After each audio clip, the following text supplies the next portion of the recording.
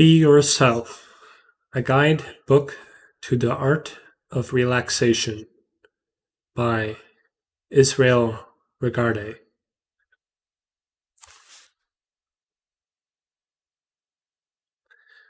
Over 25 years ago, while in practice in New York City, former patients requested that I make a report in writing of the techniques of relaxation that I had been using in public lectures, private classwork, as well as in the consulting room. I had taught several thousands of people the rudimentary techniques of releasing their muscular and emotional tensions. I give this process the significance of improving physical and emotional efficiency in everyday living. For a moment or two, it is interesting to reflect on the complete about face that life sometimes imposes upon one. Early in 1937, I had completed my own didactic psychoanalysis in London. Prior to that, I had been taught several relaxation techniques based fundamentally on those publicly expounded by Eamon and taught me privately by Oscar Collerstone, B.A. Cantab. During my practice of psychotherapy, there would often appear patients for whom a short contact therapy seemed most advisable, even imperative. Gradually, then, the relaxation techniques re emerged and became part of my clinical armamentarium. As time progressed, I gradually discontinued their use. In their place, I used straight hypnotic suggestion, then hypoanalysis as described by Wahlberg, short-term psychotherapy as enunciated by French and Alexander on the one hand, and Bertrand Froment on the other. Eventually, all these left me greatly dissatisfied so far as concerned the personality restructuralization of the patient. I returned to more formal psychoanalytic therapy, but gradually introduced dynamic addenda, about which I have written elsewhere. It was inevitable, then, that the vital biological approach of Wilhelm Reich should appeal to me. As I learned more about his Vegeto therapy, so called because it involves the reactivation of the vegetative or autonomic nervous system, it seemed as though I were obliged to return to my earlier approaches. These, as indicated above, revolved about helping the patient to relax. Naturally, there were enormous differences based primarily on 15 years of active experience in analytical psychotherapy. While, therefore, this rendition of 1938 is not wholly in keeping with my present, more dynamic approach, yet it still is very interesting to me, and I hope it will be to others who have yet to embark on the clinical and evolutionary road that life has opened up to me. It is, therefore, left unrevised and unedited, in practically the same form that it had several years ago. F. I. Regardie. Be yourself.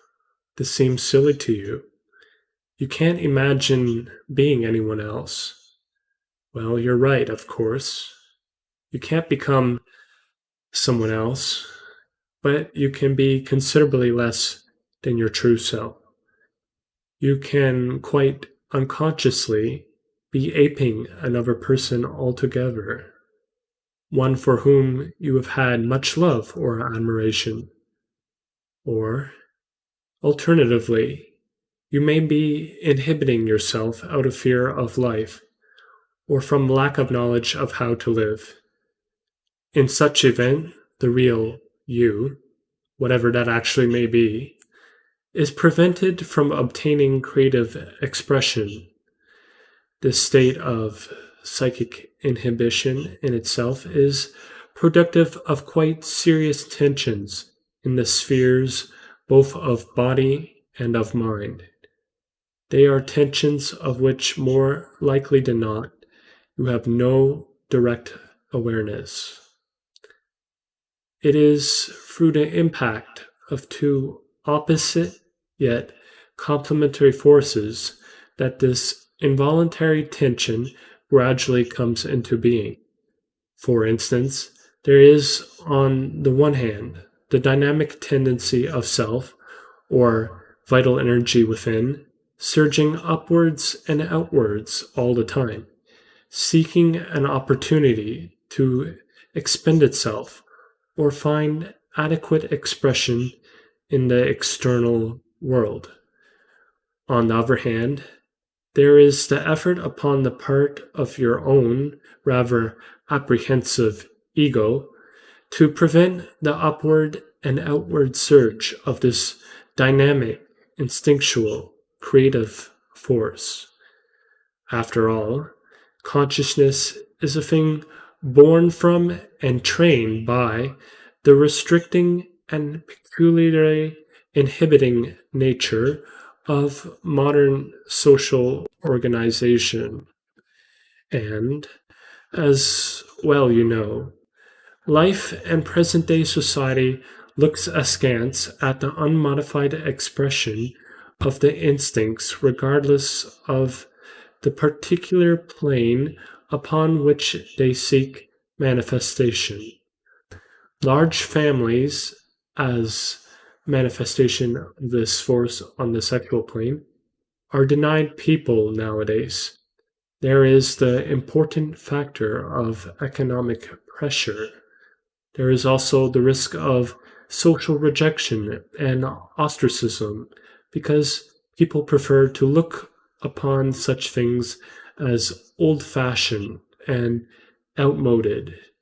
Moreover, if you happen to have artistic or creative abilities, no matter how well or ill defined and developed, how much sympathy and assistance can you expect from those about you? Very little, I wager. In a few words, you, most of you reached by this little book, are not being yourselves. A conflict is being waged within your own heart and mind. The first result of this is that you are in a state of nervous and muscular tension from which you are unable to free yourself. Believe it or not, even when you are resting or sleeping. Secondly, because of this, you are wasting an enormous amount of energy and power, which so easily could be employed in far more satisfying or creative directions. Very briefly, because of this inner conflict resulting in neuromuscular tension, you find that you are unable to relax. Do you question this? Consider, then, the perfect power for rest in all animals. Lift up a sleeping cat. You will see how perfectly relaxed she is in every muscle. That is not only the way she sleeps, but the way she acts, rests, and relaxes.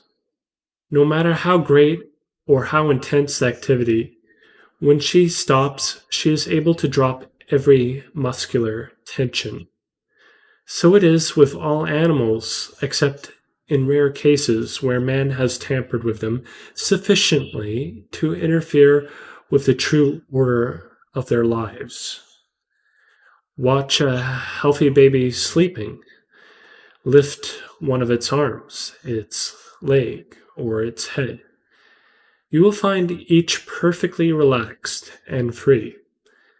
You can even hold it on your outspread hands, and the whole little weight, full of life, and gaining new power through the perfect rest, will give itself entirely to your hands without one particle of tension.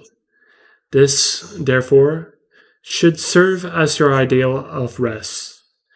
Were you able to undo yourself as completely as the cat and baby do, and lose yourself in a state of deliberate, consciously induced relaxation, this tension would disappear by itself. You would then be free and healthy and well. You would be yourself. Let's try an experiment, you and I together. From this, you will readily be able to realize whether or not what I have to say applies to you. It is not my intention to be dogmatic. You can prove everything I say or suggest. Lie flat on your back, either on the carpeted floor or on a bed. The former is preferable, for the soft bed will yield, whereas it is you who should yield. Have a friend nearby to aid you in this experiment. The experiment can and should be reciprocated. Remain quite still for a few seconds with your eyes closed, trying your utmost to relax your entire body. Let your friend who is standing on your right side take hold of your right leg under the ankle. Ask him to raise it 6 or 7 inches in the air at an angle of about 45 degrees and drop it. Repeat this movement several times. This accomplished, let your friend raise your leg by the ankle in the air. Before dropping it, let him place his other hand under the knee. If the right hand is holding the ankle, let the left hand be placed in the hollow space back of knee, in what is technically known as the popliteal space. Remove the right hand. The probability is that your leg will remain flexed or extended in midair. It may take you some seconds to realize that you are holding it there.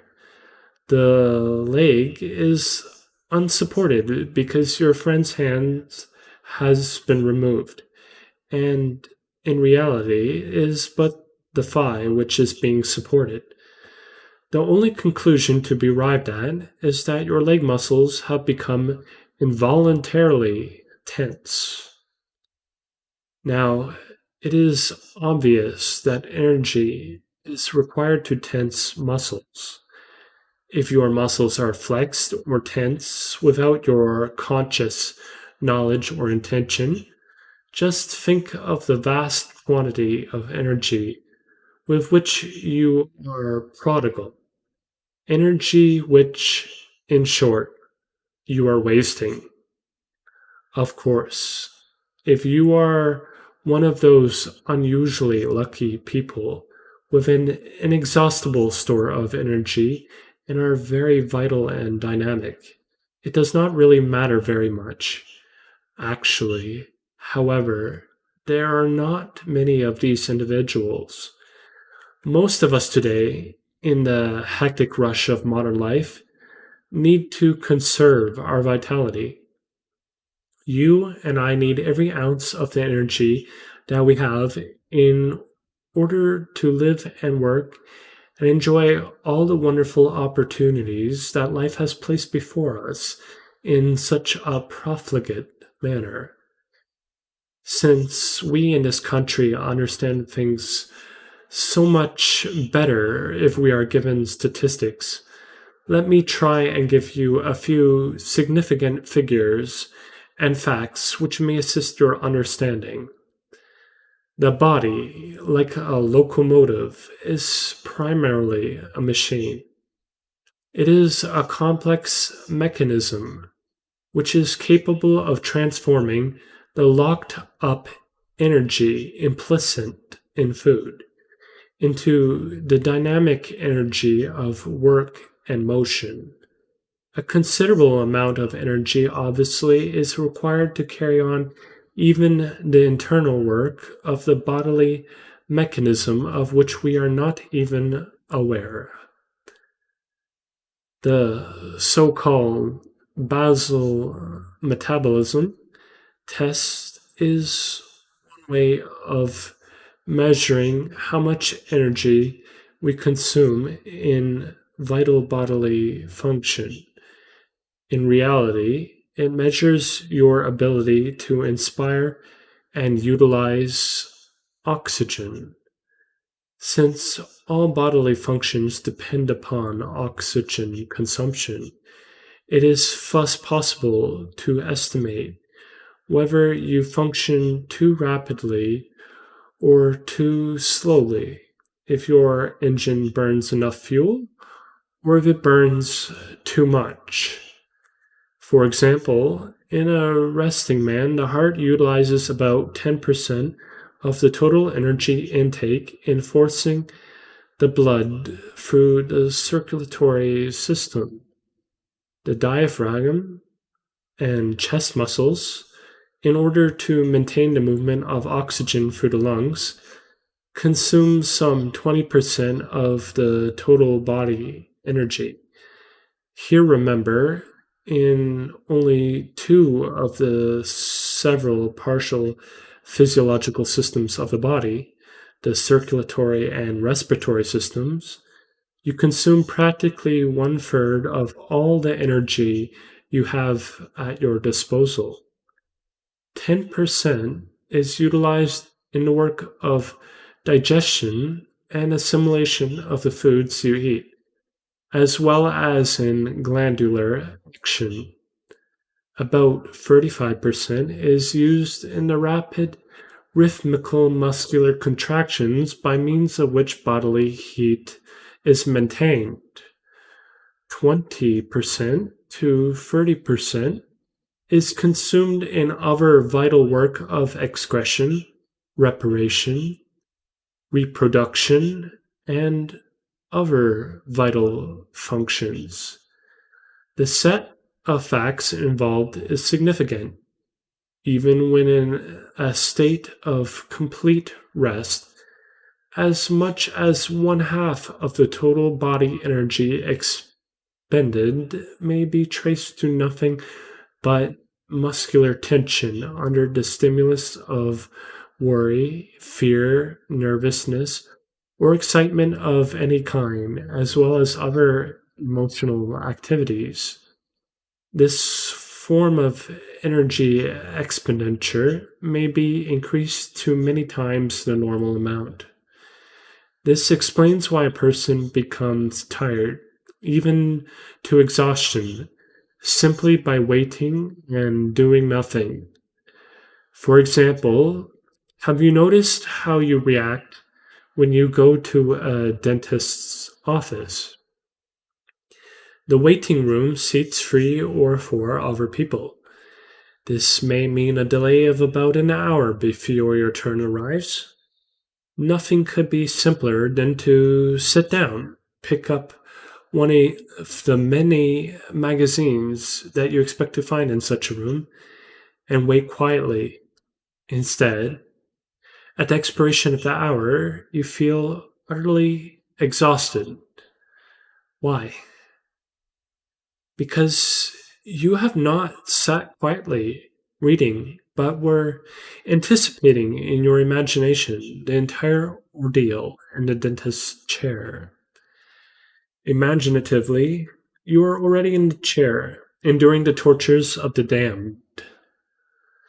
It has been emotionally the equivalent of several visits to the dentist. With your mind so active, you have placed yourself in the chair, every muscle quivering with nervous energy, in a state of acute neuromuscular tension. Afterwards, it becomes very difficult to unlax and get rid of these tensions created by anxiety and anticipation. Here we have ample reason why a worried person or even a harried animal cannot be made to gain weight. It emphasizes the importance of complete rest as a favorable, even necessary factor in increasing the body weight.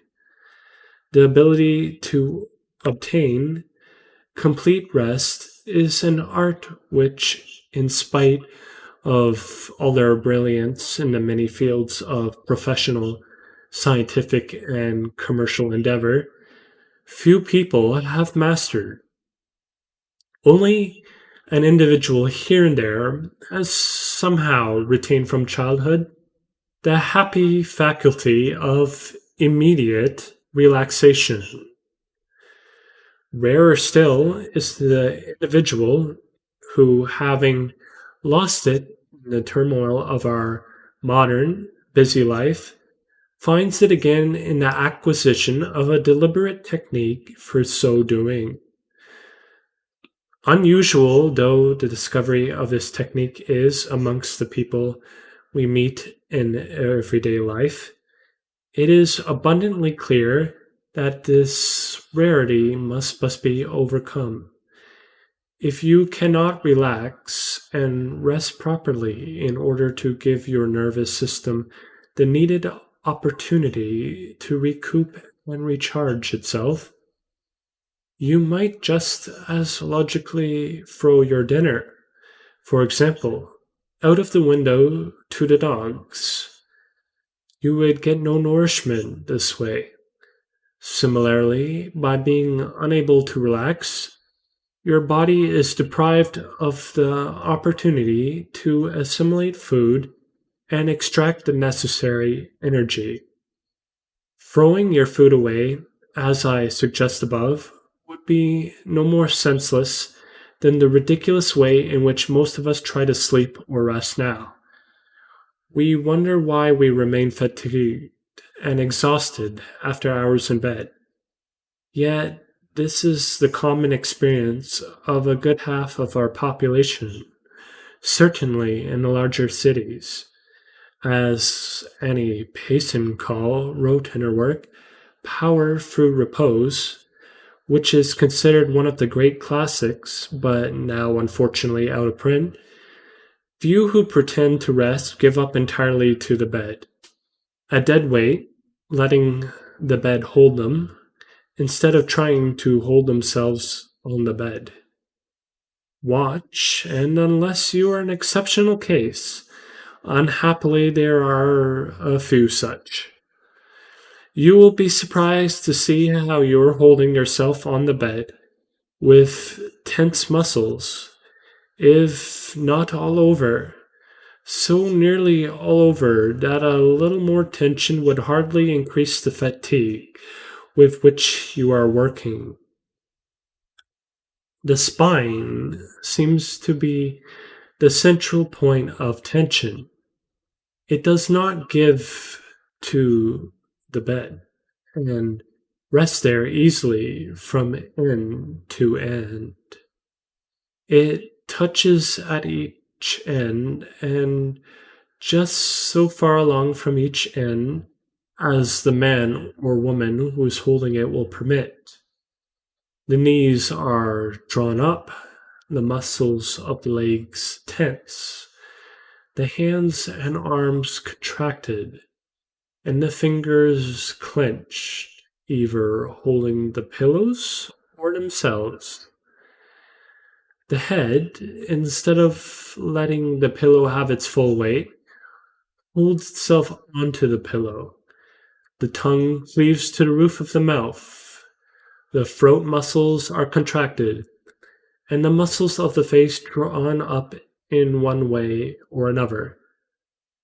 I do not want to burden you or terrify you with fearful descriptions of tension or with sets of useless figures, but it is urgent to emphasize this matter of bodily activity or metabolism using up vital energy. It is upon this one consideration that my entire thesis depends. The absolute necessity for relaxation. If so much of our own substance and energy is being constantly expended because the demands of modern life are so exacting, exhausting, and wearing, we must have a simple technique which predisposes toward an easy relaxation of our faculties. It must be able to relax both our bodily functions and ourselves generally, in order that a speedier recuperation of vital function be established. The technique I propose to delineate here does precisely this. It is very simple. All unnecessary and complicated details have been eliminated so as to render it usable by the average man and woman who, like yourself, have obligations to render to life and family. The little experiment suggested almost at the outset should have shown you how urgent is your need for relaxation. Try 2 or 3 more little essays in this direction and see how much your body not only requires it, but actually desires it. I say desire advisedly. After a few seconds of this posture, lying flat on your back, you will experience such a comfort, such an exquisite sense of relief. Yes, relief. That you will actually heave a series of very deep sighs. It is as though an enormous weight were taken off your chest and your mind were lifted of a terrible burden. You will feel light, almost gay and happy. Your body needs relaxation. If these vital metabolic processes delineated in the foregoing paragraphs are to continue adequately and satisfactorily, none of this precious energy must be wasted in unnecessarily tensing muscles that are not being employed. Why are those abdominal muscles taut just now? Those shoulder and neck muscles, why should they be rigid as, whilst reading, you lean your head against the wing of your club armchair? There is no need to do this at all. You must now begin to learn something of the gentle and invaluable art of relaxation. A few minutes, once or twice a day, spent in relaxation will work wonders. You will eventually come to realize that you should have done this long ago. Carry out your experimental work with a friend or someone living with you, someone who, too, would like to learn how to relax. For then you can work reciprocally and be a help to each other. Lie down on something hard, a wooden bench or on a rug-covered floor. There you'll be confronted by the psychological crisis which is so desirable. You will find the floor so thoroughly uncomfortable that you will soon become aware of the tautness and tensions of your own body. and consequently make the effort toward eliminating them.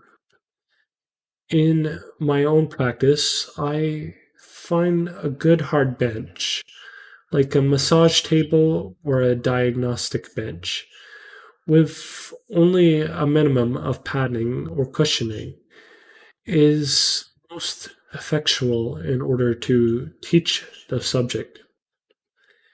Here you are then, lying down on a hard surface. Take a very few deep sighs. The sort of sigh you would heave if your heart were breaking. At once, you discover a certain degree of loosening up occurring. If the diaphragm and abdominal muscles relax, the greater part of the muscles and tissue supplied by the involuntary nervous system, too, will loosen up with it. Lie quietly like that for a few seconds, observing yourself all the time. Become familiar with the body. Learn to notice what the body feeling is like. In all probability, you have never had any awareness of what your own physical body feels like. Of course, we all know we have two arms, two legs, a heart, liver, and lungs, and so forth.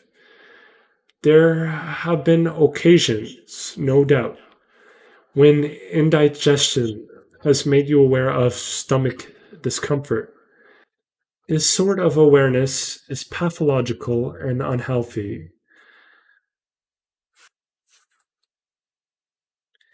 Once the cause is eliminated, once you overcome the symptoms of indigestion or biliousness, with it vanishes the awareness. All bodily activities sink back once more into complete unconsciousness, where they rightly belong. During the process of relaxation, you learn to recognize the distinctive physical sensations that accompany your body. Your body is like a friend or marriage partner with whom you spend your life. You live with it, eat with it, relax with it, sleep with it all your life. Such being the case, you may as well learn its whims and caprices, its peculiar tendencies and characteristics. Learn to accept and humor them. Learn to cooperate and work with them. The body will do the same for you. You will be surprised to find what a good friend, what a faithful, loyal servant your body can be. During these experiments, watch yourself and watch your body. Be keenly observant when you relax. You will enjoy it after a while. It is actually an introduction into a new world.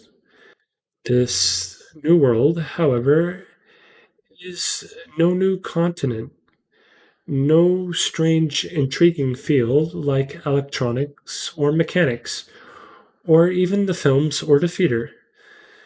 This new world is only you. You will discover that you never really knew yourself. You have been all your life a stranger to yourself. No outsider is needed to introduce you to this intriguing stranger. Make the effort, and the introduction takes place automatically.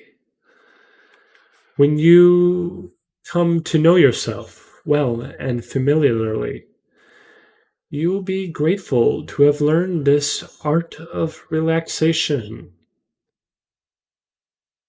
These, then, are the first preliminary steps. Lie down on some hard surface.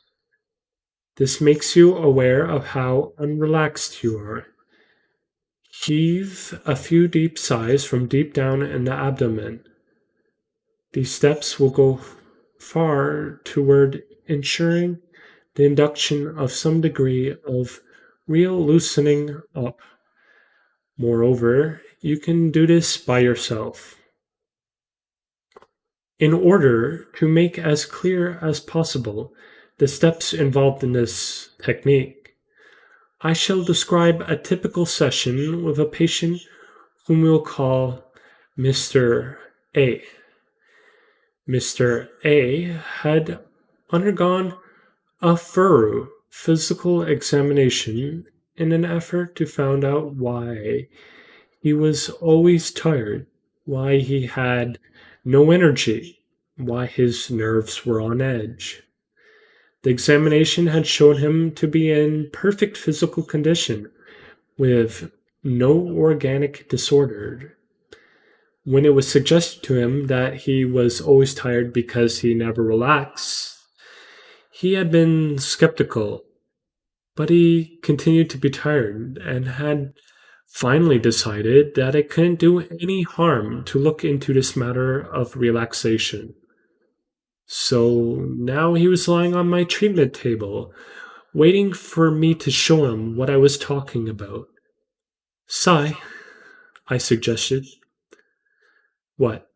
His tone was bewildered. Sigh. Deep sighs. From way down in your abdomen. He obeyed, somewhat self-consciously. Now, close your eyes, I said. Stop watching me. Forget about the pictures on the wall. Close your eyes and just think about how you feel. He closed his eyes and drew another sigh for good measure. I'm going to pick up your right leg by the ankle, I said, and then let go of it. Don't try to stop it from falling. Just loosen up the muscles and let it drop. Several times I picked up the right leg and let it fall heavily to the table. I did the same with the left leg. After I had done it repeatedly, Mr. A asked, in some surprise, Is this all there is to relaxing? Oh, no, this is just the beginning. I picked up his right leg again, but instead of dropping it, I put one hand under his knee, a couple of inches up on the thigh, before I removed my other hand from his ankle. Instead of dropping at the knee, the leg remained rigid, extended at a 45-degree angle. After a moment, Mr. opened his eyes. What's the matter? He asked. What are you stopping for? I indicated the rigidly extended leg. Why are you holding it up? I asked. I thought you were holding it up. He started to bend his knee, but I stopped him. No, I don't want you to use muscular energy to force it down. What I want you to do is withdraw nervous energy from those muscles by thinking. It's involuntary tension that's keeping that leg up in the air. As soon as you become conscious of it, it ceases to be involuntary and is then under your control. It is involuntary tension all over your body that's been keeping you tired. Now, let's try the other leg. I picked up his left leg, slipped my hand under his knees, and then let go of the ankle. The left leg began to bend at the knee. You see, I said encouragingly, how quickly you're learning to relax. What you just learned from your right leg you've begun to apply to the left one.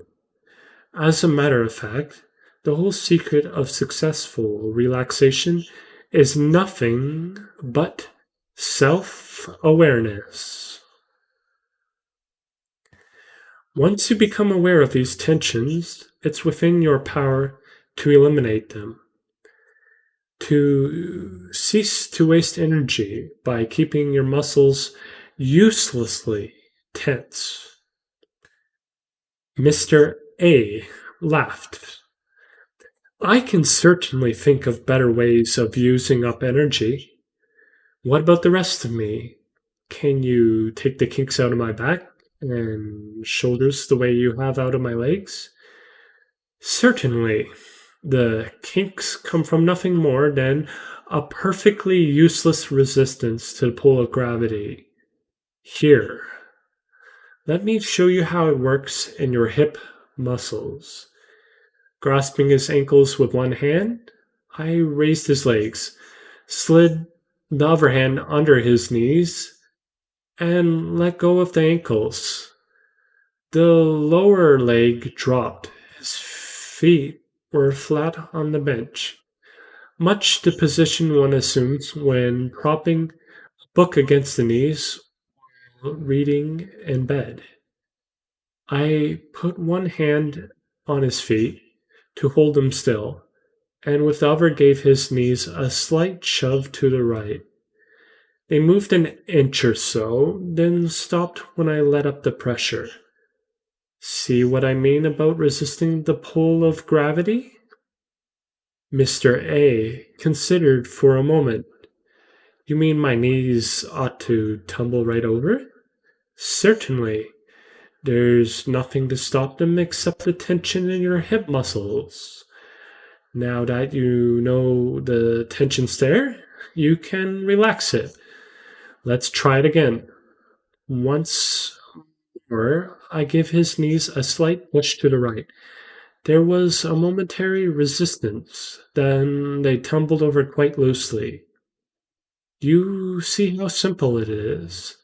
He grinned. Yeah, nothing to it. After,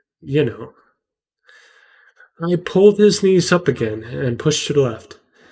This time they responded immediately.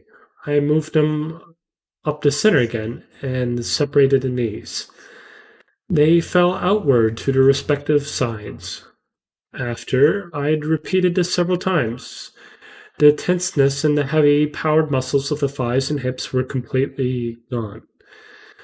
Straightening out his legs, I took hold of his right hand and shook it gently, up and down and sideways. Then I rested the elbow on the bench and held the forearm straight up by the fingertips. I removed my hand. The forearm remained extended in midair. Politely, I inquired, "What are you pointing at?" Mr. A glanced at his arm and grinned again. Same old thing, eh? No wonder I was tired. As he spoke, his forearm dropped to the bench with a thud. That's more like it. I reached across him and repeated the performance on his left arm. Mr. A watched, and the tension went out of the left arm a great deal faster than it had with the right. You see, I said, it's just a matter of knowing when your muscles are tense. When you know it, you can remove the energy that's tensing them, or not, just as you wish. Energy used in keeping muscles tense when there's some good reason for their tenseness isn't wasted energy. But when you use up nervous energy keeping muscles tensed without even knowing they are tense, that's a pretty stupid way of using up energy you need for other things, isn't it? I lifted his right arm by the fingertips again, and because of the conscious relaxation, it fell immediately when I let go of it. It feels like 3 sacks of flour now, Mr. A commented. My upper arm and forearm and hand all feel heavy and loose when you let go. That's the way they should feel, I answered. Now, I want you to shrug your shoulders, one shoulder at a time. He tried to obey, but both shoulders moved together. One at a time, I repeated, half a dozen times with each shoulder. After a short struggle, he succeeded in breaking the habitual coordination that made his shoulders move simultaneously. After he had loosened them up somewhat by this method, I helped him by gripping each shoulder and moving them up and down, one at a time, with considerable vigor. Then I pulled each shoulder alternately toward me, away from the bench, and released it quickly. His body dropped heavily back to the bench, his head waggling. After I had repeated the movement several times with each shoulder, the waggling of the head became more pronounced, indicating that the neck muscles were relaxing more and more. Mr. A heaved a sigh of contentment. It's amazing, he said, how quiet and poised I feel inside. That nagging, nervous feeling is practically gone. I nodded. To my mind, that's the test of true relaxation. But this is only the beginning. We're going to attack another set of tensions now. With my fingertips, I located the top of the hips, the bone called the ilium. Then I slipped my fingers off its uppermost point, the crest near the anterior superior spine, downward to the right side of the fleshy and muscular part of the abdomen, and pressed on it not too heavily. I repeated the same process on the left side. Press and release, several times. Then, with the flat of my hand, I pressed gently into abdomen just above the region of the navel. Immediately, the muscles under my hand contracted. Does that hurt? I asked. Mr. A shook his head. No. Should it? I smiled at the question. No, it shouldn't hurt. But I couldn't tell. When those muscles tensed up, whether it was because I was hurting you, or whether it was just defense mechanism, an automatic attempt on your part to protect the soft parts of the body by tensing the muscles that shelter them. It's equivalent to the mental attitude that many people have toward life, an attempt to escape pain by enclosing themselves in an iron wall of defense. It's an admission of fear, or at least a lack of courage. Remember always that pressure will only hurt if you resist it. The more tense you are, the more pain is felt from the pressure. That's a general principle that can be applied to a good many aspects of living. Mr. A nodded appreciatively. I get your point there. I'll try to keep it in mind. He paused a moment, then observed, Golly, I feel good. He breathed a deep, contented sigh. I laughed. You sound more as though your heart were broken. Yeah, I noticed that. I can't seem to keep from sighing. It's a funny thing, though. Every time I sigh, I feel that much better. Sort of quiet inside. I nodded. I've been wondering if you'd noticed that. It's an excellent symptom, for each sigh, besides being an expression of relaxation, contributes toward a deeper relaxation. The more you sigh, the quieter you'll feel. It's almost good as being asleep, Mr. A murmured drowsily. Better, in fact. because when I'm asleep, I can't appreciate how good it feels. You haven't any heart trouble, have you? I asked. No. Why? Because if you had, I'd skip this part of the technique. I placed my hands on his ribs, just under the breast, then exerted a slight pressure as he exhaled. Maintaining the pressure, I said, "You've probably never realized how completely flexible and mobile your breathing apparatus is. The lungs themselves, the chest, the rib cage. If one part of the mechanism is prevented from moving, another part will move instead. Emotional tension and other inward difficulties make the whole thoracic cage stiff and inflexible. Have you noticed what's happened to your breathing since I started this pressure on your ribs?" "Yes. I seem to be breathing exclusively with my abdomen. And a few moments ago, when you were leaning on my stomach, I was breathing with my collarbones. That's exactly what I was telling you. If you prevent one part of your breathing apparatus from moving, another part will move instead. When you breathe abdominally, the chest muscles, temporarily unused, must relax. When I place my hands in the middle of your chest and press gently downwards, this calls your attention to the tensions of the chest muscles. And as you found out, awareness of tension is all that's necessary to eliminate it. Now, we've just about finished with loosening up. We'll give your head the last touch. I thought you fixed my neck up when you were doing my shoulders," said Mr. A. "Anyway, it feels good now. Well, we'll check on it, anyway." I lifted his head, slipped my other hand under it to protect it, and used the same technique I'd used on his legs, and dropped it. Rolling it gently from side to side, I raised and dropped it several times.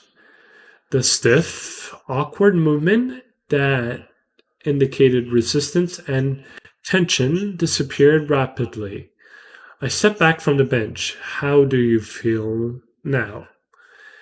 Mr. A stretched luxuriously and didn't even bother to open his eyes, as though my body were a comfortable place to live in for a change instead of a heavy, aching burden I had to drag around with me. At this juncture, the patient quite often goes fast to sleep. It is best to let him do so. It lasts for a few minutes and is most refreshing. It is as though the relief induced by the elimination of gross tension is too much to be borne, and sleep logically develops. Again, we may say that all through our lives there is such a complete identification of mind and body that we are unable to conceive of ourselves as part from the body and its activities. When obvious bodily activities cease because of false associations, we imagine ourselves too as ceasing to exist and lapse forthwith into the unconsciousness of slumber. Whilst relaxing, no body movements are taking place. It is as though the entire personality succumbs to its habitually conditioned reaction of falling into sleep when there is no activity to keep it focused on the outside world. But this is a reaction which is soon overcome. Repeated experience of the relaxed state brings with it acclimatization. One becomes accustomed to living in and with a relaxed frame which is not exhausting its vital energies in maintaining unnecessary and useless tensions.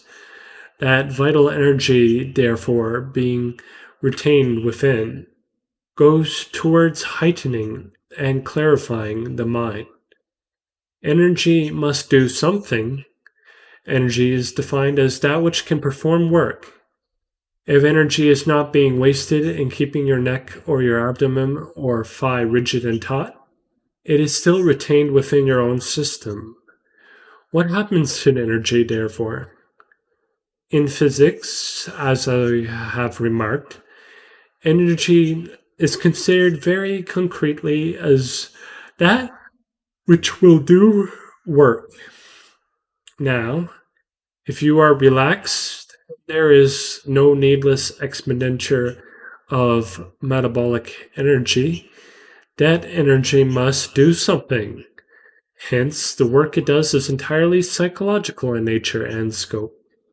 All your latent abilities and mental powers and faculties become sharpened. A distinct exaltation must accompany the process. There should be a fresh acquisition of intellectual power and capacity. We might liken the phenomenon to a process of incubation. The energy remaining within starts to hatch you. Your personality becomes bolder and more clearly defined. So much so that other people may even notice it. You may even be asked, "What has happened to you?" Especially may people notice the poise and the repose which you are showing. They will envy and respect you for it. This will be the most obvious result from your effort, and this you will find to be extremely worthwhile, worth all the effort you may have expended. To the method described above, one requiring at first the assistance of another person, let me add another method, simpler in a sense, designated for self-operation. It was worked out many years ago by a brilliant relaxation exponent, and it is sufficiently excellent to warrant including here at some length.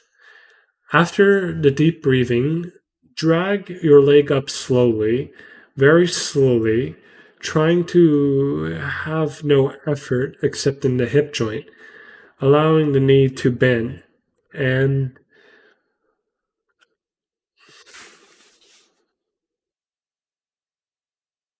except in the hip joint, allowing the knee to bend, and dragging the heel heavily along the floor until it is up so far that the sole of the feet touches without effort on your part. Stop occasionally in the motion and let the weight come into the heel.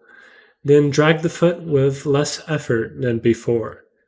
So will the strain of movement be steadily decreased.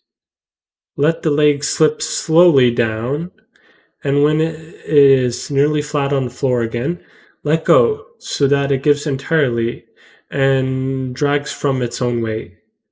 It is perfectly free. There is a pleasant little spring from the impetus of dropping, which is more or less according to the state of health of the body. The same motion must be repeated with the other leg. Every movement should be slower each day. It is well to repeat the movement of the legs 3 times, trying each time to move more slowly, with the leg heavier than the time before. After this, lift the arm slowly from the shoulder, letting the hand hang over until it is perpendicular to the floor. Be careful to think the arm heavy and the motive power in the shoulder. It helps to relax if you imagine your arm held to the shoulder by a single hair, and that if you move it with a force beyond the minimum needed to raise it, it will drop off entirely. After the arm is raised to a perpendicular position, let the force of gravity have it. First the upper arm to the elbow, and then the forearm and hand so that it falls by pieces. Follow the same motion with the other arm and repeat this 3 times, trying to improve with each repetition. The same result for the head and body can be procured by rolling from side to side a few times. In my own professional practice, the first experiment in relaxation goes no further than what has just been described, the testing or proving of tension. This I call the first session's work. When the patient comes a second time, the same procedure is gone through, but very quickly. If the tensions are severe, as is often the case, the period is devoted to a repetition of proving, and no new work is undertaken. 3 or 4 sessions are often devoted to the same process.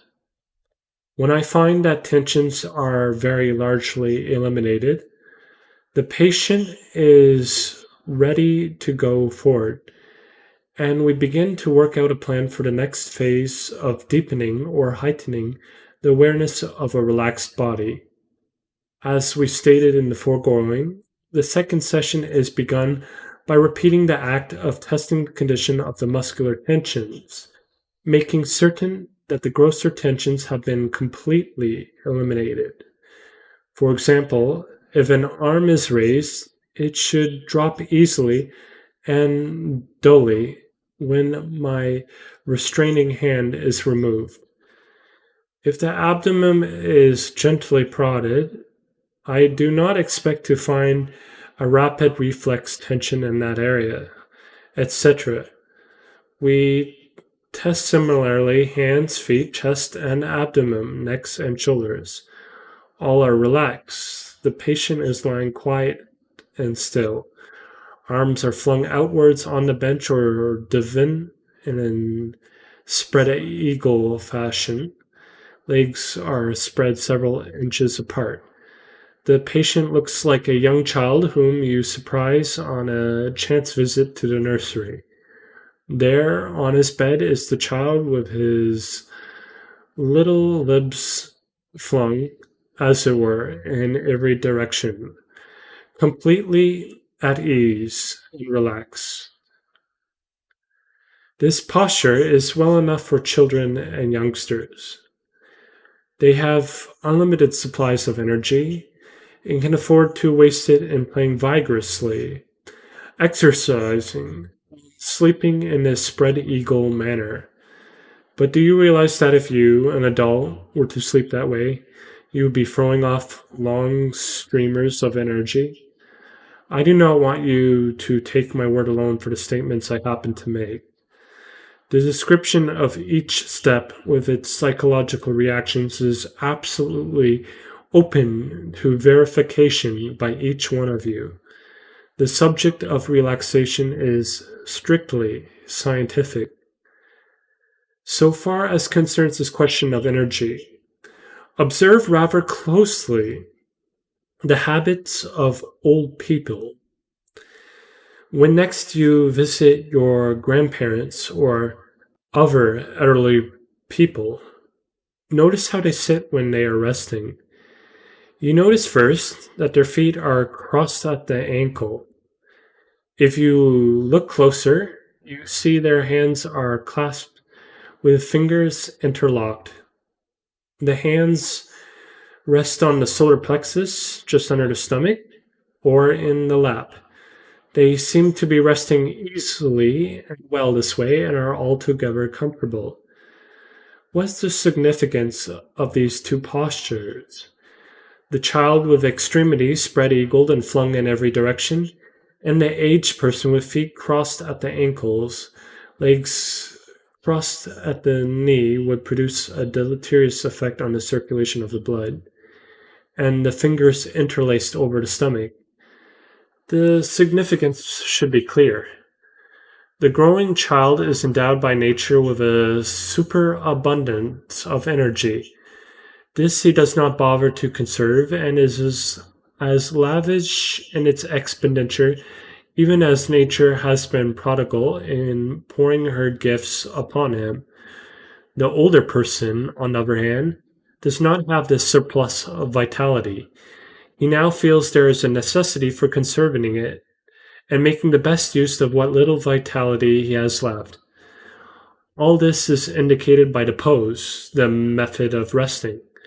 What is important is the question whether or not this observation has any practical value so far as we are concerned. We are trying to learn how to relax and to eliminate tensions from the body, mind, and system so as to make better use of the dynamic currents of energy coursing through us in order the more happily to live and to know ourselves better. We want to be ourselves in order to better and more fully live life. Energy, an abundance of energy, is necessary if we are to live and function to our best advantage. Not only is this indicated, but we also are shown the way of achievement. So we take advantage of this observation practically and pragmatically. The next step proceeds in this manner. The patient is relaxed, spread eagled on the massage bench, or if you are following me step by step, you are on the hardwood, rug covered floor. A large pillow is rolled and slipped under the knees, raising them somewhat. The feet are crossed at the ankles in such a way that both heels rest on the bench. I take both hands, patient does not assist me, and interlace his fingers myself. I place them between the navel and the end of the sternum or breastbone. No pillow is under the head unless the patient is stout or has a tendency to cardiac incoordination. In that case, a small pillow or cushion is placed under the neck and back part of the head. This is the only exception. Without a word, I permit the individual to remain in this position for about a minute. Again, without the utterance of a single word, I undo him. Legs and arms are again spread eagled. There he lies on the bench with limbs flung in every direction. He remains in this position for a minute. He is again done up, which is my expression for crossing the ankles and interlacing the fingers on the stomach. Again and again I repeat this process without any remarks to the patient. Eventually I ask him in which of these positions he felt most comfortable. Do you feel most still and comfortable spread-eagled? Or is the relaxation more profound with arms and legs crossed? Invariably, the answer is that with the leg crossed and fingers interlaced, there is a greater degree of comfort and inner warmth, as well as a strong sense of satisfaction, even pleasure. This process I have repeated again and again. There is no doubt in my mind that here we are confronted by an absolutely scientific fact, whatever the explanation of the fact is. By so crossing the legs and interlacing the fingers, which, by the way, is an old meditation posture, we produce a kind of closed electrical circuit wherein the circulating energy turns in upon itself and revolves, as it were, in its own closed nervous system. When this closed magnetic sphere is produced, then we are confronted by another equally interesting phenomenon. It is known that power produces power, just as wealth will go on producing and increasing wealth. In this case, energy turned in upon itself gradually generates an increasing abundance of energy. It seems to the patient, while relaxing in this way, that his store of energy actually creates a distinct surplus. His posture almost converts him into a step up transformer. So pronounced does this become that it may prove impossible to remain in the relaxed state, and it becomes necessary to get up and do something. In one sense, this cannot be due to the mere cessation of active work and movement. We know there are occasions for many of us when sleep, which is a cessation of active work, does not bring us the refreshment and recharging of energy that we would expect of it. There are many factors to account for this. Overfatigue, which in one explanation is only part of the story. Inner psychic conflicts and struggles within the mind itself, which use up our reserves of energy and exhaust us. These are other phases of the story. Both overfatigue and psychic conflicts create neuromuscular tensions. For a muscle to remain tense, energy must be used. Hence, in a state of chronic muscular contractions, our normal reserves of energy are very much eaten into and consumed. Thus, chronic fatigue is produced, a very dangerous state. Then each organ is involved in a fatigue syndrome. The wits become dull, the memory impaired, and the ability to learn is very markedly decreased. Actually, during complete rest, even during sound sleep, the bodily cells and various organs and tissues are hard at work. The heart muscle continues to beat regularly and to pump blood through the arteries. There is the rhythmical inhalation and exhalation of the oxygen in the lungs. The body heat is maintained and distributed by oxidation in the cells themselves. Liver action and kidney excretion, as well as many other functions, are continued. All the general metabolistic functions are performed as before, all demanding the expenditure of a terrific amount of energy. Sleep and rest, therefore, imply work. It probably costs us almost more measurable energy to repair our bodies, to eliminate toxins, to rebuild and develop broken down tissues than it costs to use them.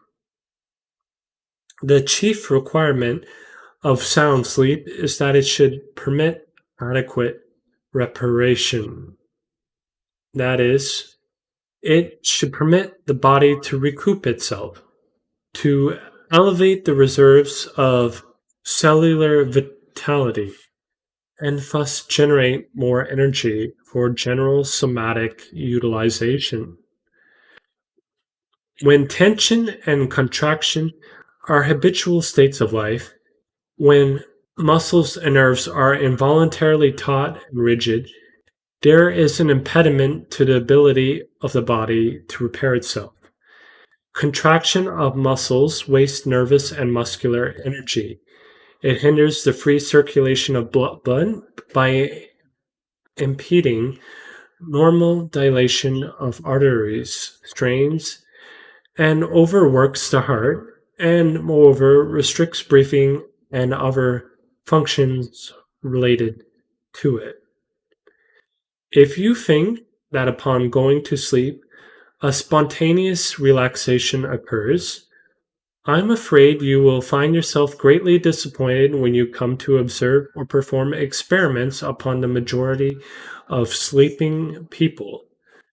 But while relaxed in the manner I have indicated, with arms and legs placed in a comfortable position permitting the intercommunication of bodily nervous force, tension and contraction tend to disappear. This permits a freer circulation of blood, a slowing down of the overworked heart, and an easier inspiration of breath. Cell reproduction and rebuilding of tissue can therefore continue without too great an expenditure of energy. The body's own alchemical laboratory will go on generating more power and energy itself. You may possibly disagree with my formulation of the observed facts or with any of my physiological explanations. That is unimportant. You must experiment yourself with your own body to obtain relaxation and observe these incidents, sensations, and psychological phenomena. Explain them afterwards if you wish. First, relax. So far, so good. You may begin now to compliment yourself on the degree of relaxation obtained. To revel in the sense of comfort and ease and poise resulting therefrom. Unfortunately, you are only beginning. This technique can be carried considerably further. We now extend it in a slightly different direction. Heretofore, we have relied exclusively upon physical methods of inducing the giving up of tensions. Now we approach it from an entirely different angle, the ability of your own mind to produce an effect upon the physiology of your body. A little later, I shall enter this matter more thoroughly. For the moment, these are the facts. You are encouraged to try them out yourself. Having experimented, you will then appreciate the force of my remarks.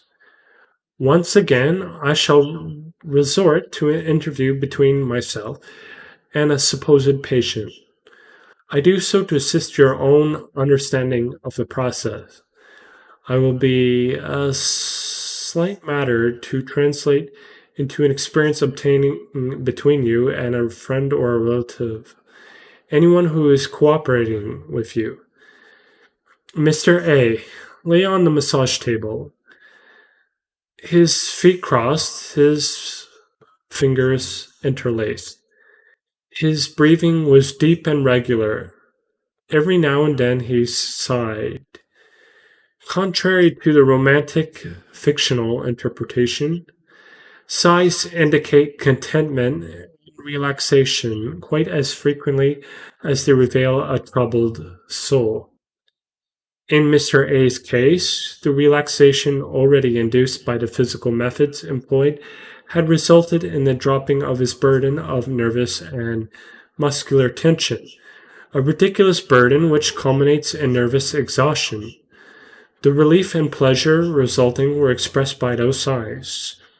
When he spoke, which he did reluctantly, it was in a quiet tone, very different from the high-pitched, nervous speech he had used when he came into the office. I pulled up a chair beside the bench he lay on. Are you right-handed? I asked. Yes. Why? If you weren't, I'd sit on your left instead of here. I placed my left hand on the crown of his head, my right hand under his interlaced fingers, lying upon his solar plexus. Don't move, I said. Don't make any effort. Just observe yourself for a minute or two, and let me know whether my linking myself to you this way improves your relaxation and deepens your sense of comfort. Mr. A was quiet for a few minutes, then he said, almost inaudibly, Yes, definitely. I'm even more relaxed, and I didn't think that was possible. I don't even want to talk. I could go right to sleep. Don't do that just yet, I said. I want you to use your imagination. Pretend that you're very heavy, that you weigh 3 or 4 tons. Imagine that you're making an enormous indentation in the bench you're lying on, and that in just a moment you'll be pulled right through the floor by gravity. Mr. A was silent for quite a long time. Then he said, I didn't think I could feel any more relaxed, but I do. Relaxation is an art, like other arts. The more you practice, the more proficient you become. After your physical relaxation has reached its peak, you'll have the real task of mental relaxation to deal with.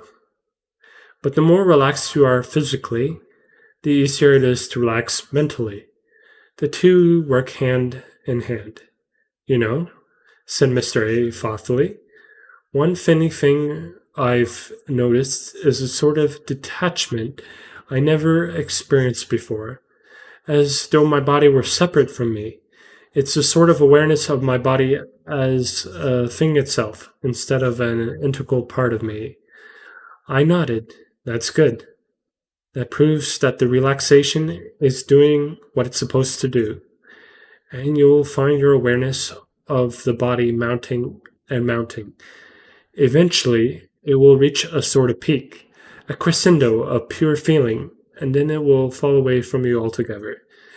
The sense of body will disappear, and you'll become aware of yourself, aware of you as you really are, and not of the body and its organs and functions which you have always thought of as you.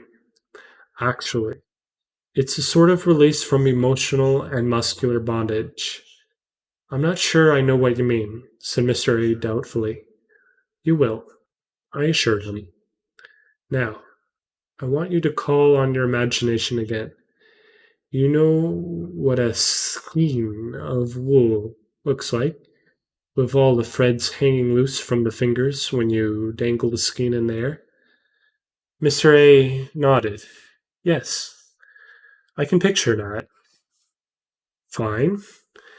Now I want you to imagine your muscles as so many skeins of wool, all dangling loosely from a fixed point. For example, think of the muscles in your foot, extending from the ankle to the toes. Think of them as several strands of fiber dangling from the ankle. Close your eyes and concentrate on the picture, and tell me what happens. Mr. A was silent for several seconds. Then he said, in a tone of considerable surprise, That's funny. After I had thought about my foot for a few moments, I swear I could feel a sort of loosening up, a warm, tingling feeling, right down to my toes. That's splendid. That's what I would you to do. You've thought relaxation into the area you were concentrating on. Now carry on with the same idea in other regions. For example, the muscles hanging from the kneecap down to the ankle, from the hip bone to the knee, the muscles on the abdomen around the chest, following the direction of the ribs from the breastbone round to the spine, the muscles along the back on each side of the vertebrae. Imagine these fibers dangling easily and freely from the neck. Then, finally, the muscles of the neck and shoulders, arms, forearms, and hands. Take your time doing this, then stop and notice the sense of freedom and release that comes from it. I waited patiently while Mr. A struggled with this unaccustomed demand on his imagination. Finally, he sighed and said, I see what you mean. It produces the same feelings as I had when you began calling my attention to the tensions in my legs and arms. This completes the second stage. The third stage of the process is similar insofar as we employ actively the imagination. There is a well-known physiological law that an increased flow of blood to any part of the body can be produced by concentrating on that part of the body. Whether it is merely becoming conscious of the blood already in the vessels there, or that nervous impulses are conveyed to the muscular wall of the veins and arteries in the area contemplated, thus relaxing those walls and permitting an increased flow of blood through an enlarged lumen. All this is important. That this can be done is an accredited fact. For example, you say to a small child that she is pretty. If unaccustomed to such compliments, she will likely blush. Blushing is the result of an increased supply of blood flowing to the vessels of the face and neck. You have made her conscious of her little face, and this consciousness produces the effect noted. Although for her this is an involuntarily not neurological phenomenon. Nevertheless, the fact is of tremendous significance. This is a law we ourselves can utilize in a wholly constructive way with regard to our task of relaxation. If we know that there are tensions in a certain limb or organ, we can, by thinking about it, stimulate vasodilator nerve fibers which relax blood vessels and cause the blood to flow there. A surplus amount of blood or a congestion will cause a degree of heat, which in turn will produce the relaxation of muscular fiber and tissue that we desire. Just as the muscles responded to our visualization of them as threads of wool, and also will the blood so also will the bloodstream respond to your imagination and flow just where you want it to. Let us play with the idea, using Mr. A again as an easier method of exposition. Mr. A was still lying on the bench, relaxed and quiet. I still had one hand on the crown of his head, the other on his solar plexus. This process, I said, calls for an even stronger effort on the part of your imagination. First of all, I want you to visualize your brain. You've seen diagrams and drawings of the brain often enough to know what it looks like. A massive gray and white substance, convoluted and twisted in upon itself, divided into two hemispheres, with a front and rear portion. Picture it and hold it firmly in your mind, and tell me what happens, if anything. Mr. A took a little time for this unaccustomed mental effort.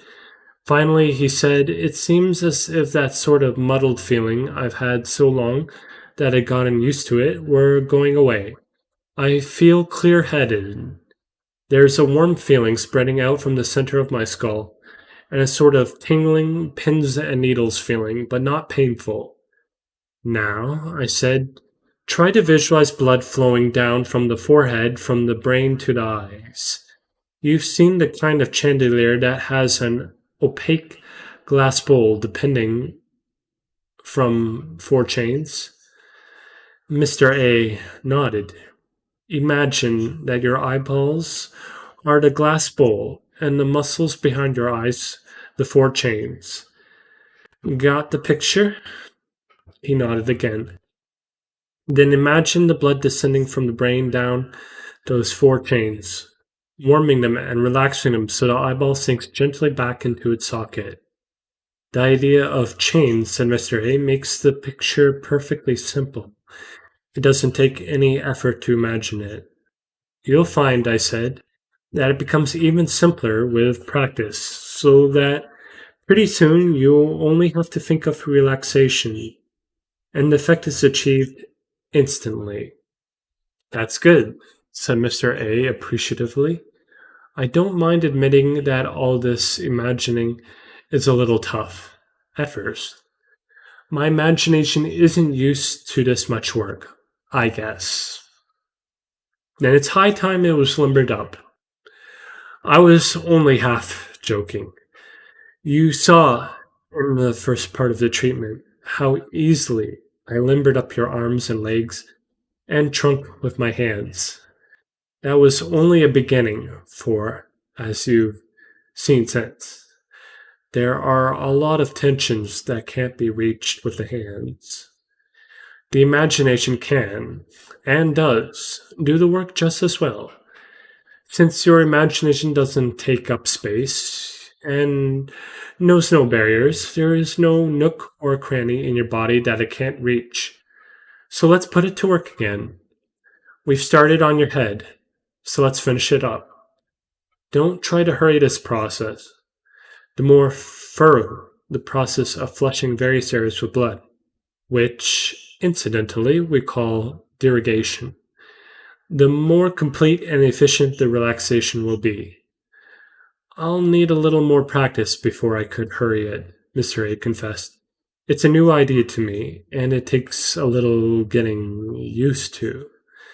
That's all right, I assured him. It's worth spending some time on. Now, visualize the blood flowing down to the temples, the ears, and the cheekbones. Follow with the visualization of the nose, mouth, lips, tongue, chin, jaws. Feel how your whole head has become suffused with blood, and how it has produced a spontaneous relaxation of every muscle, organ, and nerve in the entire head. I feel as if I were blushing like a schoolgirl, Mr. A admitted sheepishly. As a matter of fact, that's just what it amounts to, I answered. But does it have just the effect I described? Yes, it really does. It's amazing what your imagination can do. It is, I answered. So amazing that it's a crime to let the imagination go completely to waste, as the majority of people do. Now, apply yours to your throat. Think the blood into the larynx and the pharynx. Imagine it flowing to the thyroid glands at the base of the neck. This process will help stimulate this gland into balanced activity, assisting normal metabolism. If the thyroid is defective, repeated flushing with blood will help eliminate the defect. It is overactive. This relaxation will tend to normalize its function. Now continue the imagining until the blood pours into the chest and stimulates every single cell of the entire lung area into renewed activity, and relaxes the vessels and nerves and muscles in that region. Visualize the heart in the middle of the chest, hanging over toward the left side. You can relax it as you learn to relax several organs. I keep being surprised, said Mr. A, to find that this really works. My breathing seems fuller, the more effortless, since I imagine the blood pouring into my chest and lungs. Definitely, it really works. Even such things as high and low blood pressure can often be restored to normal by this method. Now that you've got the general idea, I'll be brief. Flush the muscular wall of the stomach and liver and their surrounding glands. Visualize your kidneys lying behind the stomach, almost against your back. Imagine the two small glandular bodies above the kidneys, the suprarenal glands. Imagine them being stimulated by the flow of blood so they pour a copious supply of energy into the bloodstream. Follow this by the visualization of the abdomen and lower part of the trunk containing the small intestines, colon, and part of the genitourinary system. Make sure in your own mind that you give enough time to visualize the flow of the blood. The more you relax the middle area of your body, the more likely it is that the whole of your body will be relaxed. Dr. George Grodek, one of the most brilliant of modern psychologists, called the abdomen, together with the rich nerve supply and the instinctual impulses that seem to emanate from it, the middleman of the body. In the eloquent imagery and symbolism that this brilliant physician employed, this middle part of the body was conceived to be endowed with a species of mind, even as is the breast and the head. This belly mind being often opposed to the inclinations and rational activities of the head mind. It is the seat of the sexual instincts, feelings, and passions, and all the dynamic instinctual forces inherited from the past that we consider in psychology to be resident in the unconscious, or the id, as Freud calls it. Because of the direct interaction of mind and the physiological functions of the body, if the body is assisted to relax, a direct effect is produced within consciousness. I will prove this point later at great length and to some effect. At this moment, it is imperative only to emphasize the fact that by completely relaxing the middle part of the body, the abdomen and all that it implies, you go far toward relaxing the basic conflict that exists in most of us. It is an internecine warfare between the primitive instinctual part of our makeup and the surface consciousness which we consider to be ourselves.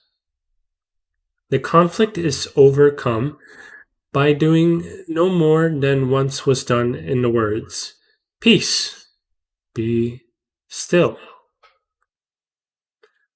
Finally, visualize the blood separating into two powerful streams, two rivers of blood descending from the abdomen into the thighs and legs. Actual anatomical pathways are indicated in this connection. Be very attentive here too. Visualize all the tight, stiff, taut thigh and leg muscles furling in order to relax them under the stimulus and warm influence of the blood. In this manner, proceed until the toes are reached. Now, pause. You have completed a great cycle in the relaxing process. Pause to consider and observe. Note how you feel. Record your feelings. Permit the sense of real pleasure and enjoyment and freedom to make an indelible impression upon your mind. If the memory of this experience is well recorded, it can be evoked at any moment from your storehouse of memories. It matters not if you ride in the subway, are seated in a car, or sitting at home reading or listening to the radio. You have only to remember the pleasure of relaxation that you obtain from these repeated experiments, and forthwith the memory is evoked from your consciousness, impacting itself upon the cells and tissues and fibers of the body. Relaxation then follows. Relaxation ensues because you have fought relaxation. It is a physiological fact that to think of a certain part of the body is to cause the blood to flow there. I shall show that any thought produces some bodily change, chemical or dynamic. These phenomena, for a reasonable length of time, become associated in the subconscious depths of the mind and coordinated with one simple idea: relaxation. Consider this fact. Visualize the phenomenon. Then behold it. It is there. As a man thinketh in his heart, so is he. So wrote a master of life. We can do no better than to heed his words, following them to the end. The fourth stage of the relaxation technique is comparable to the foregoing. We continue the active employment of the imagination or image-making faculty. Very early in our practice of relaxation, we discovered the enormous importance and value of this eidetic faculty of our minds. It is easy to understand why some writers have considered this faculty the poetic and creative faculty par excellence. Some have gone so far as to suggest that the genius is one gifted with a keen visual imagination and a surplus of nervous energy. If this be the case, it is my contention that in relaxation we have a ready made method whereby we can evolve, not necessarily genius, but men and women whose health, ability, and spiritual capacity are considerably beyond the normal. We have seen that energy is disposed to develop or to increase itself to an extraordinary degree under the stimulus of the proper relaxation devices. Moreover, we have seen that imagination has a marked effect on bodily processes, especially nervous processes, and that the imaginative faculty is capable of considerable development simply by being used. You will soon discover that by adhering to the few rules given in these lessons, you will become adept in visualizing the different organs of your body and any other thing that you wish to visualize.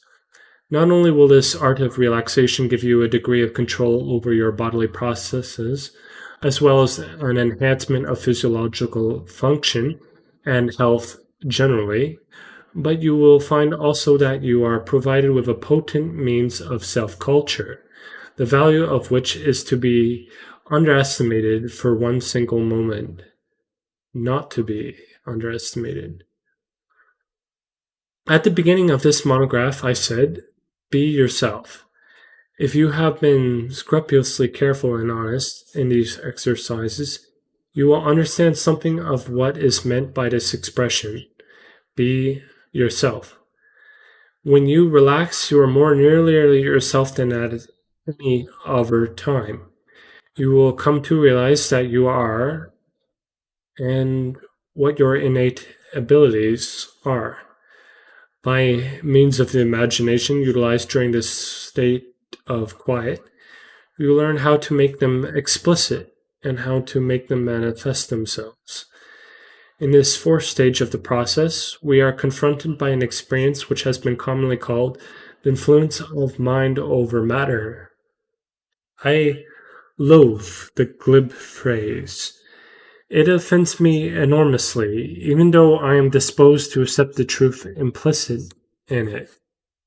One is reminded too strongly of cults and mind healing systems whose unscientific methods of operation have had the tendency to bring disrepute to most of the legitimate psychotherapeutic systems. At the same time, however, facts are facts, in spite of the coloring of interpretation given them. We find, if we approach the subject in an open minded manner, that by mental activity we produce not only a deeper and more profound state of relaxation useful to increased bodily health and mental pose, but we discover also that mental processes have a remarkable influence on physiological activity. We are, most of us, familiar with such recorded experiences as being handed a telegram with bad news while enjoying a meal. The result may be a violently disturbed state of the gastrointestinal tract, or there is the case of the helpless maniac, wrapped in gloom and inertia, weak and lost to the world, who, all of a sudden, when some idea enters his mind, may be possessed with the strength of 10 men.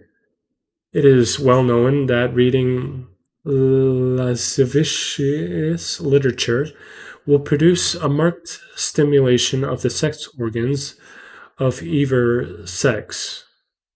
All these things tend to indicate that feelings and ideas may be projected into the body system, causing them to react there with some effect. The therapy dealing with this type of thinking is called psychosomatic medicine. Psychosomatic means body, mind. The implication is that moods, which are protracted emotional reactions, are capable of producing a physiological response in the form of altered functions. A shock appears to stimulate the adrenal glands to pour forth epinephrine, a glandular hormone, into the bloodstream. The hormone is carried to the body organs, which respond in a certain manner. The cardiac rate is accelerated to hasten the output of blood through the heart muscle. Breathing is faster, the skeletal muscles tighten, and peristalsis is arrested or retarded. This is in readiness for fight or flight. the emergency response, physical and psychic, to any situation creating fear.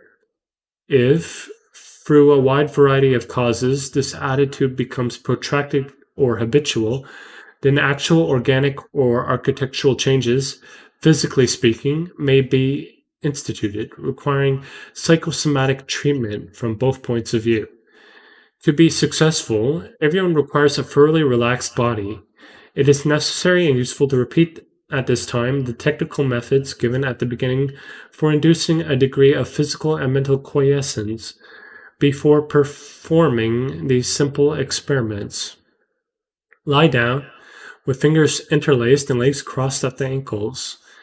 Start to breathe very slowly, deeply, and regularly.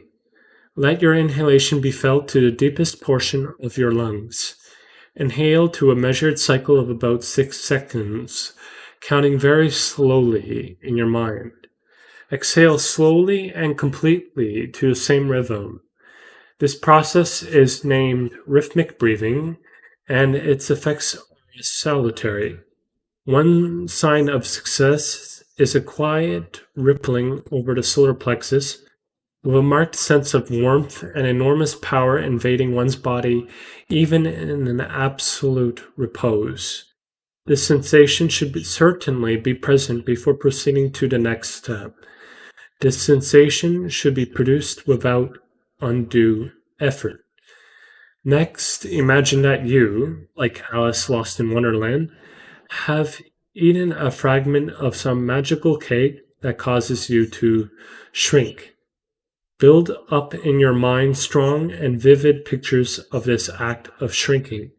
See yourself getting smaller and smaller. Now visualize yourself as hardly more than a minute speck. I know this may sound nonsensical, even fantastic, and I do not even ask that you believe in anything. If I only ask that you experiment scientifically and observe what happens.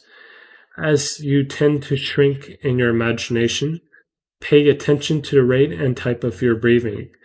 Whereas usually your breath is full and deep, in this experiment of going smaller and smaller, you will note that your breathing becomes shallower and more superficial. This is not a dogmatic statement. Try it yourself. Experiment with it. Notice the effect it has not only on your breathing, but on your control of self and your ability to relax easily and profoundly.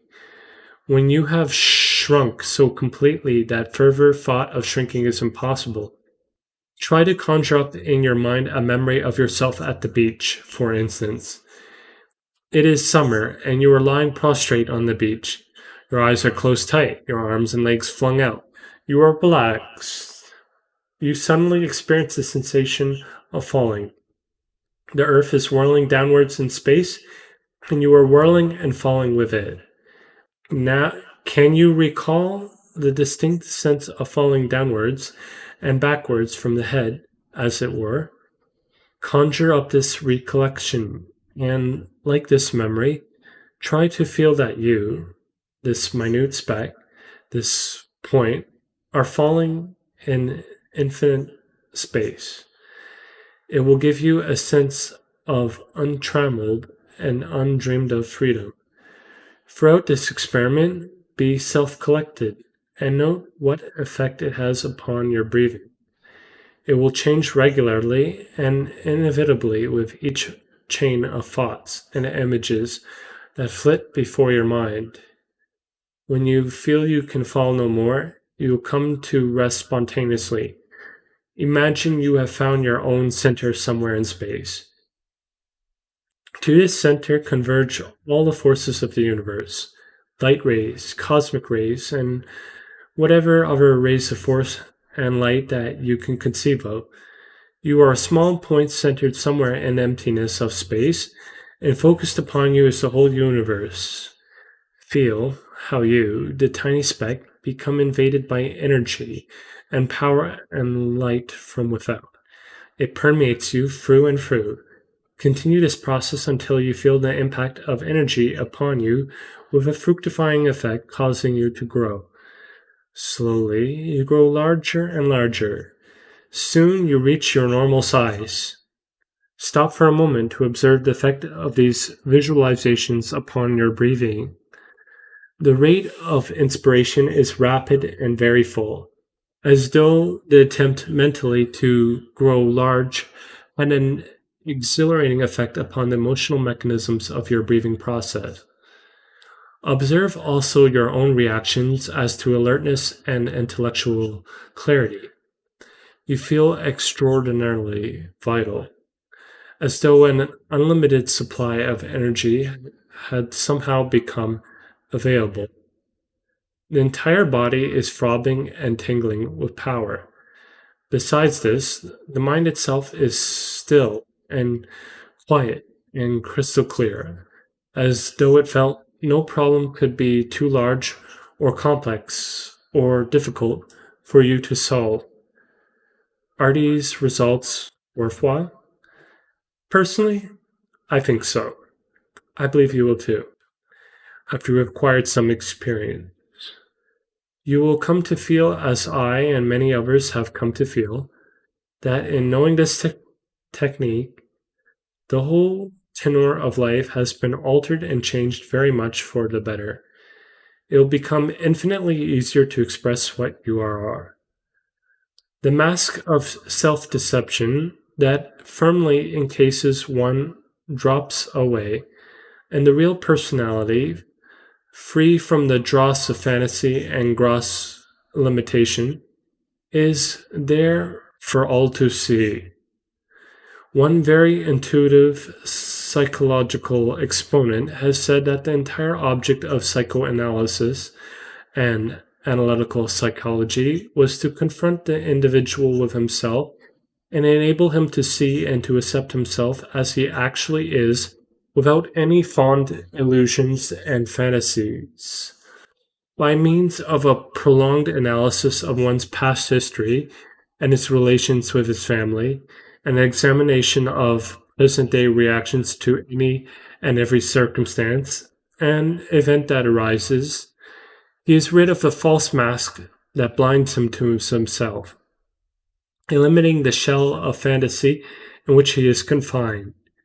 This being the case, it will be seen that relaxation accomplishes somewhat similar ends to those of psychoanalysis without the strain that attends later, especially as concerns time, money, and emotional upset.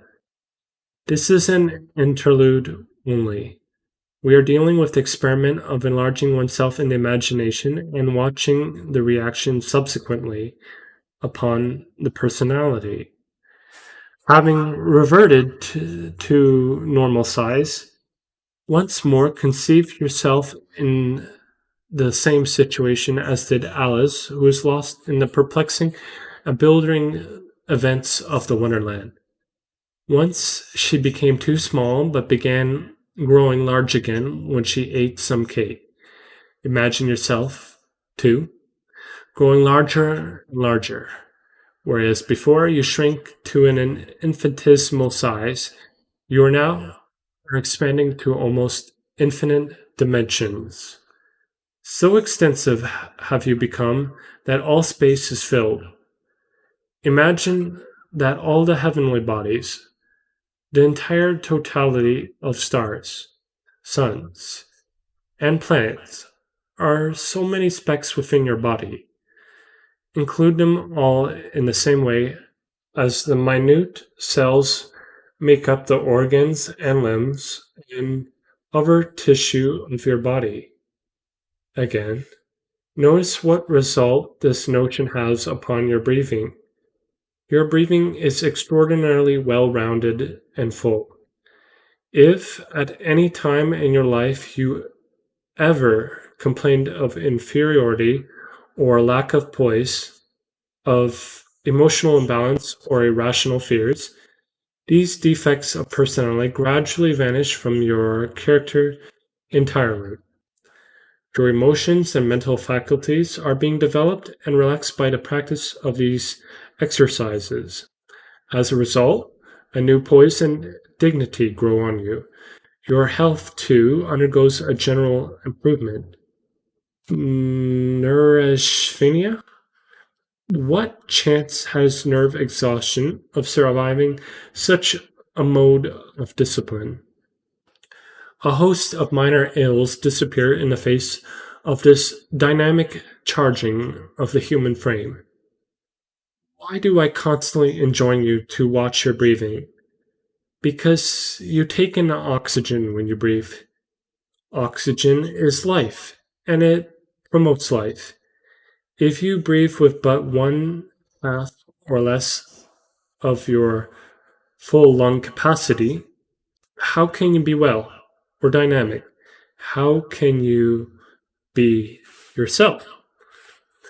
Under the stimulus of relaxation, the instinctual energy latent in the cells themselves enable the cells to respond to their innate pattern and thus stimulate the entire lung as an organ of renewed activity. Every cell thus becomes exposed to the incoming oxygen and is stimulated to throw off the residual carbon dioxide. Thus, new oxygen is passed into the bloodstream in larger quantities. This reacts upon the pulsing of the heart. The heart pumps the blood through the arterial system more vigorously only when the blood is not being adequately oxidized. With proper oxidation, the heart works without strain.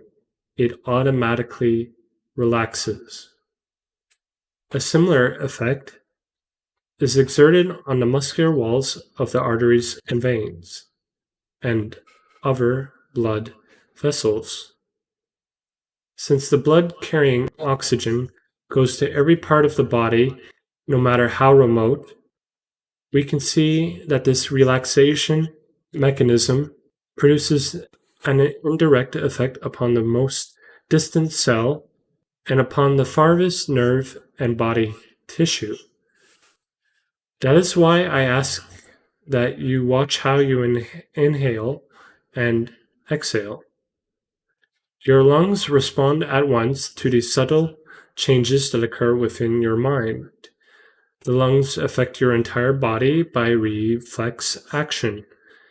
Hence, what you think produces some change at once within your body. Let me develop this theme a little further. L.E. Eman, whom I consider to be one of the greatest authorities on relaxation today, made a discovery which emphasizes this idea in a way rather different from my development of it, as indicated in the foregoing. Take a sheet of paper and on it draw the human torso from shoulder to hips. Divide this horizontally into 7 transverse sections by drawing several straight lines from side to side.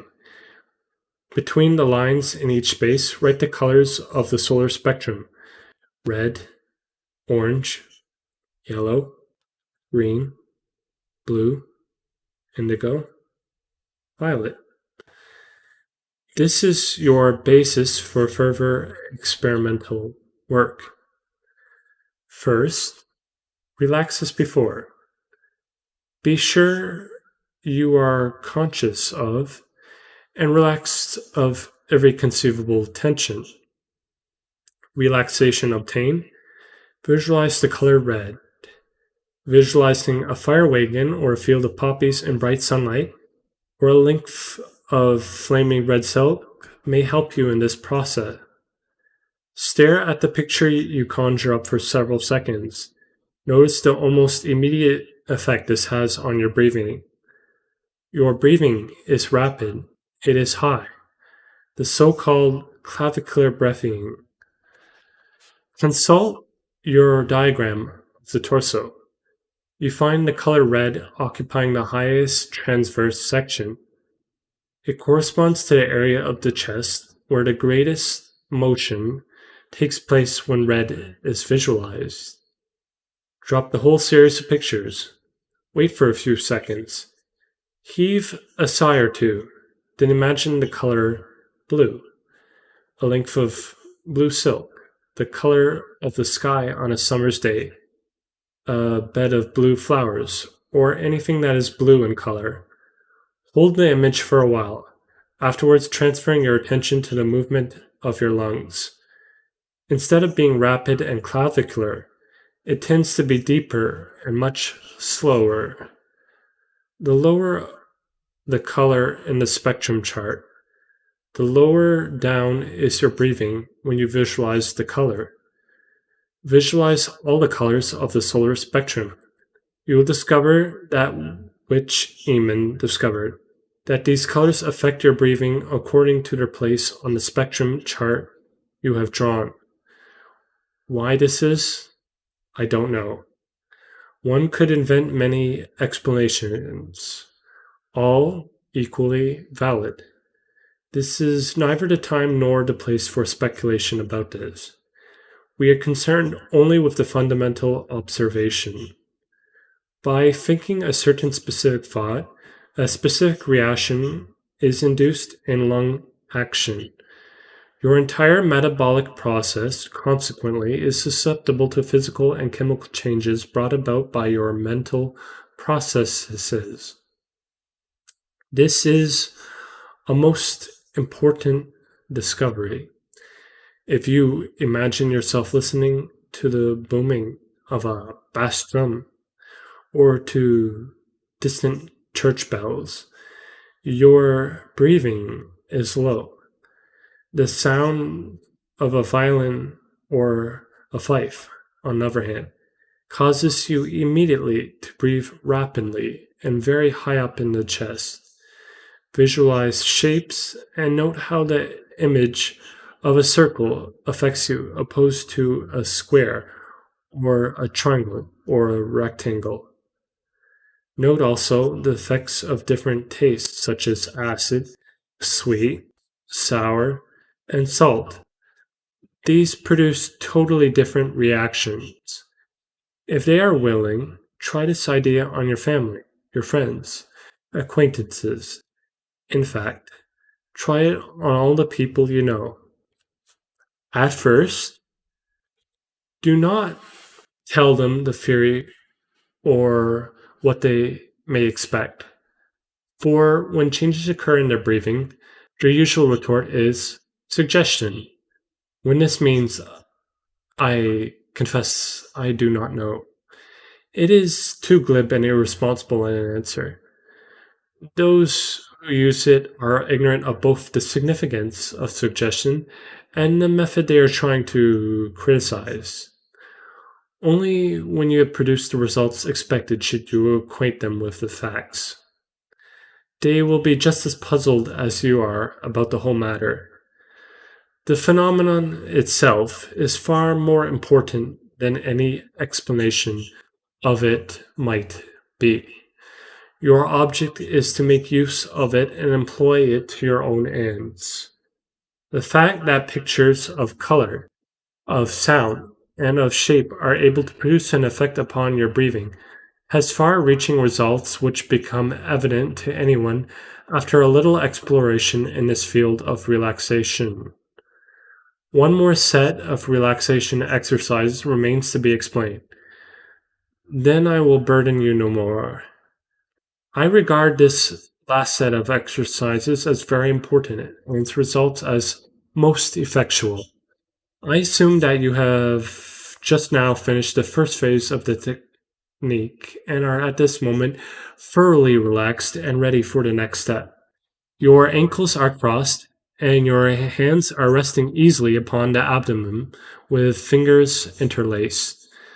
As you know, the entire body covering the skin is punctured all over its surface by large numbers of tiny orifices called pores.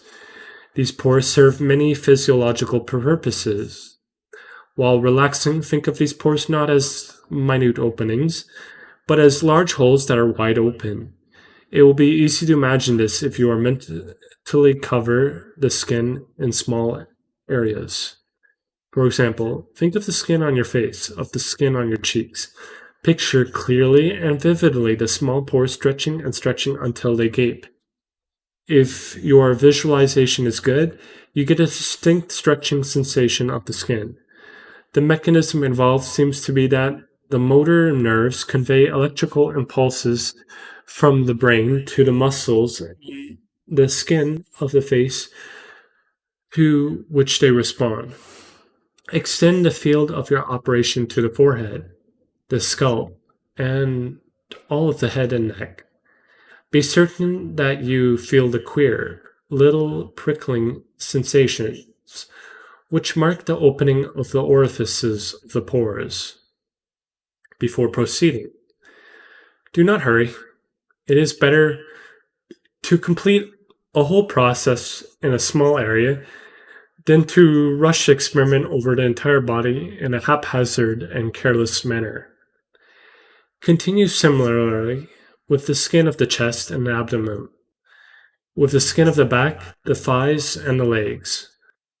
Pause every once in a while to observe the effect of this pore stretching exercise on the general relaxation. Turn your attention again to the brain and head. Just as you visualize the skin as being full of holes, now imagine the visceral content of the head as being full of holes. Think of a large Swiss cheese or a sponge. This will help you in your aim. Tell your head that you feel it has suddenly become full of holes, that it now feels exactly like a sponge. Extend the same concept to the neck, the torso, the legs, and the feet. By this time, you should be experiencing an extreme lightness of body. All weight and tension have disappeared. You are completely relaxed. You have attained absolute repose. The skin, the bones, the muscles, and the internal viscera are converted into large living masses of sponge. Now follows the interesting development of this conversion. You are full of holes, completely full of minute orifices bound together by a network of protoplasmic tissues. The atmosphere is on the outside, air is above, below, and around you. At this point, feel that you must eliminate whatever vacuum may exist in these spaces within you. So you bid imaginatively the currents of air that surround you to flow through your body in every direction. The spaces are now all filled with air, with life giving, energy producing oxygen. Imagine, too, that winds are blowing through from various directions, from the feet through the body to the head, and vice versa. Feel a breeze entering your body from above and blowing through you. Reverse the order and interchange the direction. Use all the ingenuity of which you are capable and produce imaginary movements of air or energy through the interstices within your own frame.